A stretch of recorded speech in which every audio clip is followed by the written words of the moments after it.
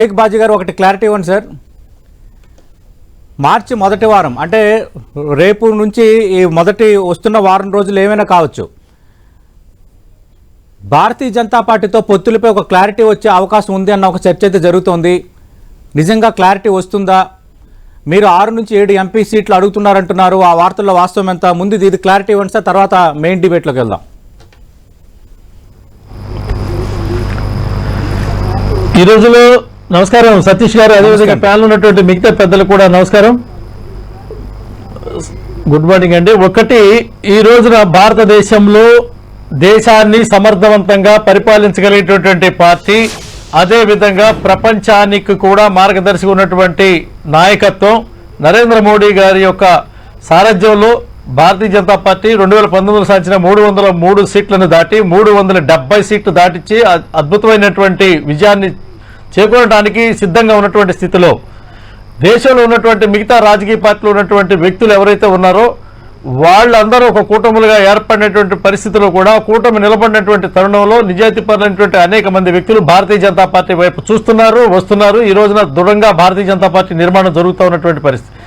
ఆంధ్రప్రదేశ్లో మీరు అన్నట్టుగానే 6 ఎంపీల 16 ఎంపీల అనే విషయాన్ని పక్కన పెడితే ఆంధ్రప్రదేశ్లో ఉన్నటువంటి పరిపాలనా వ్యవస్థని సక్రమైనటువంటి అభివృద్ధి పదంలో నడపడం కోసం భారతీయ జనతా పార్టీ ఆలోచనతో కలిసి వెళ్ళడం కోసం ఏమైనా శక్తులు ప్రయత్నిస్తే వాటిని కేంద్రంలో ఉన్నటువంటి పెద్దలు తీసుకున్నటువంటి నిర్ణయం ప్రకారం వారికి అవకాశం అవుతుందా లేదనేది వేచి చూడాలి ఇక్కడ సతీష్ గారు. ఎందుకంటే ఏ నిర్ణయం అయినా సరే కేంద్ర స్థాయిలో ఉన్నటువంటి ఢిల్లీ పెద్దలు నిర్ణయించాలా, వాళ్లతో కలిపి జరగాల్సినటువంటి అంశం. ఈ రోజు వరకు పాలించినటువంటి ముఖ్యమంత్రి నరేంద్ర మోడీ గారిని అద్భుతమైనటువంటి దార్శకుడు అని చెప్పినటువంటి పరిస్థితి, పాలిస్తున్నటువంటి ముఖ్యమంత్రి నాకు ఈ రాష్ట్రానికి కావాల్సినటువంటి అన్ని ఇచ్చారని చెప్పినటువంటి అనేక విధాలు చెప్పినటువంటి ప్రధానమంత్రి నరేంద్ర మోడీ గారి సారథ్యంలో ఆంధ్రప్రదేశ్ రాష్ట్రంలో డైరెక్ట్ గా భారతీయ జనతా పార్టీని ప్రజల వద్దకు తీసుకెళ్లేటువంటి కార్యక్రమాలు చేస్తూ ఉన్నాము. ఈ క్రమంలో రాజకీయ మార్పులు ఏమైనా జరుగుంటే అవి కేంద్రం తీసుకున్న నిర్ణయాల ప్రకారం ఆంధ్రప్రదేశ్ లో భారతీయ జనతా పార్టీ నాయకులు వ్యవహరిస్తారు, అనుసరిస్తారు. సార్, పార్టీ రాష్ట్ర అధ్యక్షురాలు పురంధరేశ్వరి నుంచి మీ వరకు ప్రతి ఒక్క నేత చెప్తున్నారు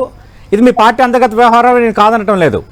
ఆల్రెడీ టీడీపీ జనసేన పొత్తులో ఉన్నాయి, సిద్ధం సభలు అంటూ ఆల్రెడీ చంద్రబాబు నాయుడు తొలి విడత కంప్లీట్ చేశారు. సిద్ధం సభ నాటి వైసీపీ ఒక తొలి విడత కంప్లీట్ చేసింది.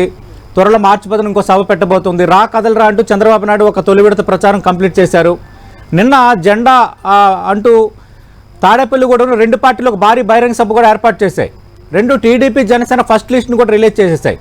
అసలు పొత్తు ఉంటుందా ఉండదా? మార్చి మొదటి వారంలో నేను ఇందాక ప్రస్తావించినట్టు చంద్రబాబు నాయుడు పవన్ కళ్యాణ్ వస్తారంటున్నారు కాబట్టి ఖచ్చితంగా ఒక స్పష్టత అయితే వచ్చే అవకాశం ఉందా, ఇంకా ఆలస్యం అవుతుందా? ఖచ్చితంగా అండి. వాళ్ళ అధికార పార్టీ సిద్ధం అంటుంది, ప్రతిపక్షం సంసిద్ధం అంటుంది, వీళ్ళిద్దరి మధ్యలో యుద్ధం జరుగుతూ ఉంది. మేమైతే బీజేపీ ఆంధ్ర రాష్ట్రంలో అభివృద్ధి పదం అనేటువంటి మాట నడుస్తూ ఉన్నాం. మేము ఆంధ్రప్రదేశ్ అభివృద్ధి పదం అంటున్నామండి. మా మంత్రం అభివృద్ధి పదం. ఇక్కడ ఏమంటున్నామంటే వారిద్దరి మధ్యలో ఏం జరిగినవ్వండి, వారు సీట్లు ఎవరికైనా ఇచ్చుకోనివ్వండి, ఇచ్చిన సీట్లు ఏమన్నా కానివ్వండి, ఒకవేళ మీరు అన్నట్టుగా మీకు అనుకూలంగా నేను ఒక మాట మాట్లాడాల్సి వస్తే కేంద్రం కనుక నిర్ణయం తీసుకొని వాతావరణం కనుక మారేటువంటి పరిస్థితి అయితే ఇక్కడ నేనేమంటా అంటే నేను ఒక వేదిక మీద కూర్చున్నాను సతీష్ గారు, మీరు నాకన్నా పెద్ద గెస్ట్, మీరు వచ్చారంటే నేను లేచి మీకు సీట్ ఇవ్వాలి. అది సహజంగా జరుగుతాయి రాజకీయాల్లో. అటువంటి పరిస్థితులు వస్తాయో లేదో వేచి చూద్దాం. మీతో పాటు మేము కూడా ఉత్కంఠంగా చూస్తా ఉన్నాం. ఓకే అంటే మీకు కూడా ఇంకా క్లారిటీ లేదు పొత్తు ఉంటుందా ఉండదా అని ఏపీ బీజేపీ నేతలు కూడా? ఏ నిర్ణయమైనా కేంద్ర పెద్దలు సిగ్నల్ ఇచ్చిన తర్వాతే మేము మాట్లాడతాం. రైట్ షేక్ బాజీ గారు, ఇంకా మీరు టీడీపీ జనసేనతో పొత్తు కుదుర్చుకోలేదు కాబట్టి పొత్తు కుదుర్చుకున్న తర్వాత ఖచ్చితంగా మీకు వర్సెస్ వైసీపీ మధ్య కూడా మాటల యుద్ధం కొనసాగే అవకాశం ఉంది.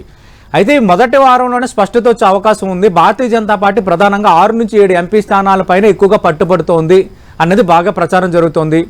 ఎమ్మెల్యే స్థానాలు 7 నుంచి 8 ఇచ్చినా పర్వాలేదు, కానీ మాకు ఖచ్చితంగా ఎంపీ స్థానాలు కావాలన్నదే భారతీయ జనతా పార్టీకి సంబంధించిన కేంద్ర పెద్దల కోరిక అనేది అటు ఢిల్లీ నుంచి కూడా వినిపిస్తున్న సమాచారం. దీనిపై కొంత క్లారిటీ ఇస్తారా మీరు ఎంపీ స్థానాలు కోరుకుంటున్న పైన? ఇక్కడ ఒకటి ఏం చెప్తానంటే ప్రచారాల ప్రభావాలు, పత్రికలకు ఫలితాలు తప్ప ప్రజలకు ఉపయోగం లేదండి.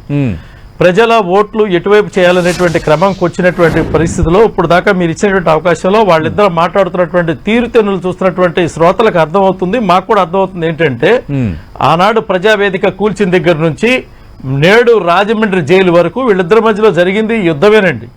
మళ్ళీ దానికి సిద్ధం, నేను సంసిద్ధం అనేటువంటి వాతావరణం వస్తే ప్రజలకు అర్థం కానటువంటి పరిస్థితి వస్తుంది.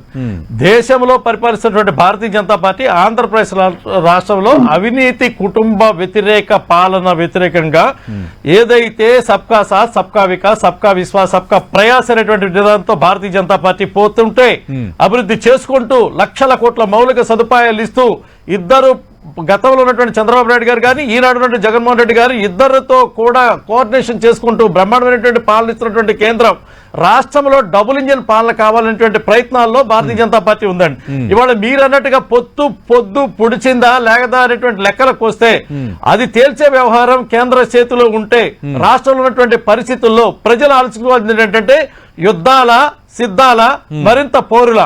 ఇవాళ వైసీపీకి సంబంధించినటువంటి వాళ్ళకి ఏం తెలుసు అంటే పోరు రుచి తెలుసు కానీ వాళ్ళకి పొత్తు రుచులు తెలియదు. ఎందుకంటే పొడుచుకుంటా పోయేవాడికి రక్తాన్ని తుడుచుకుంటా పోతారు తప్ప వాళ్ళకు ఉన్నటువంటి ప్రజల యొక్క ఆనందాన్ని పంచుకునేటువంటి వాతావరణం కాదండి.